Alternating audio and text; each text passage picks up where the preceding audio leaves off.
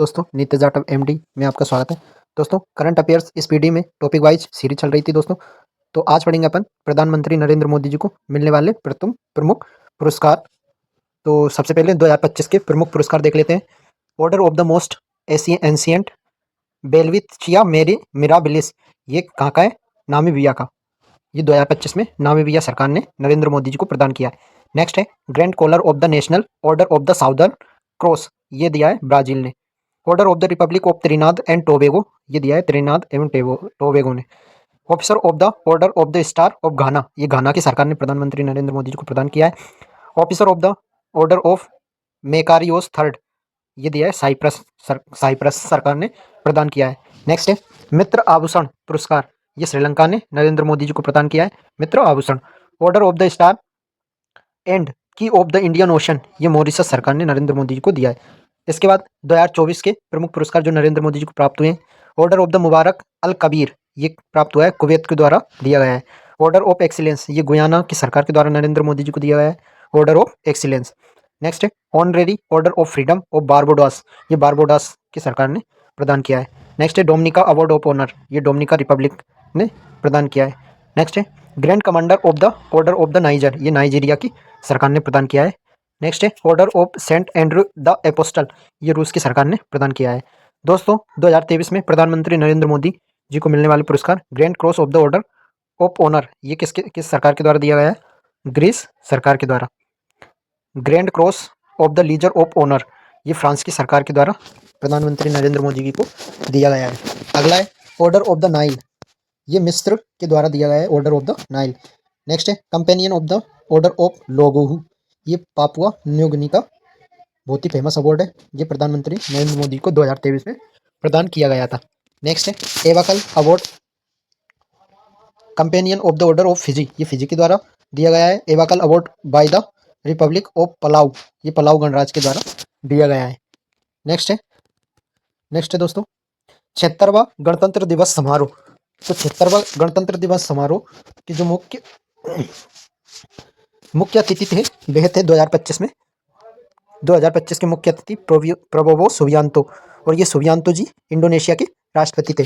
दोस्तों जब भारत आज़ाद हुआ था 1947 में, तो उस टाइम पे भी जो फर्स्ट गेस्ट थे भारत के वह इंडोनेशिया के राष्ट्रपति ही थे। तो और इसके बाद 76वां गणतंत्र दिवस समारोह पर जो राष्ट्रपति थे वह भी इंडोनेशिया के राष्ट्रपति ही मुख्य अतिथि थे। नेक्स्ट है गणतंत्र दिवस की थीम क्या है? स्वर्णिम भारत विरासत स्थल, विरासत और विकास। सर्वश्रेष्ठ झांकी की बात की जाए तो ये उत्तर प्रदेश की झांकी है। थीम थी महाकुंभ 2025 विरासत और विकास। मुख्य अतिथि गणतंत्र दिवस पर 2024 में फ्रांस के राष्ट्रपति एमेनुएल मैक्रो थे 2024 में। 2023 की बात की जाए तो अब्दुल फतेह अल सीसी थे, ये मिस्र के थे। अगला है डिक्शनरी द्वारा रचित चयनित word of the year. Oxford किसकी डिक्शनरी? रिज की वर्ड ऑफ द 2023 की रिज। ब्रेन रोट 2024 और word of the year 2025। Merriam Webster authentic polarization. Cambridge hallucinate manifest. Collins AI brat और डिक्शनरी कॉम हेलुसिनेट और demure. अगला देख लेते हैं दोस्तों इसरो का वर्ष 2025 के प्रमुख मिशन। CMS-3 किसका मिशन है? 2 नवंबर 2025 को लागू किया गया था। LBMS M3 M5 रॉकेट से। निसार 30 जुलाई 2025 को प्रक्षेपित किया गया था। और GSLV F-16 इसका प्रमुख यान था। एक्सियोम 4 25 जून 2025 को भारतीय अंतरिक्ष यात्री को भेजा गया था इसमें। एओस जो कि असफल रहा था, और 18 मई 2025 को PSLV C61 इससे प्रक्षेपित किया गया था। SpaceX mission. इसके बाद NBS 100वां मिशन था ये NBS, और 29 जनवरी 2025 को ये छोड़ा गया था GSLV F-15 के द्वारा।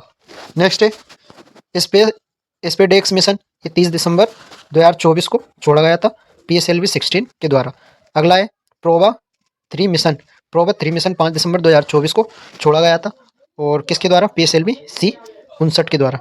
इसके बाद GSAT N2 ये 19 नवंबर 2025 को प्रक्षेपित किया गया था। स्पेसएक्स फॉल्कन 9 इसका प्रमुख यान था। इसके बाद EOS 8 मिशन, इसमें 16 अगस्त 2025 को छोड़ा गया था। और SLV D3 प्रमुख यान था। इनसेट 3DS 17 फरवरी 2024 को छोड़ा गया। GSLV F-14 इसका मुख्य रॉकेट था। एक्सपो सेट मिशन ये 1 जनवरी 2024 को PSLV C-58 के द्वारा छोड़ा गया था।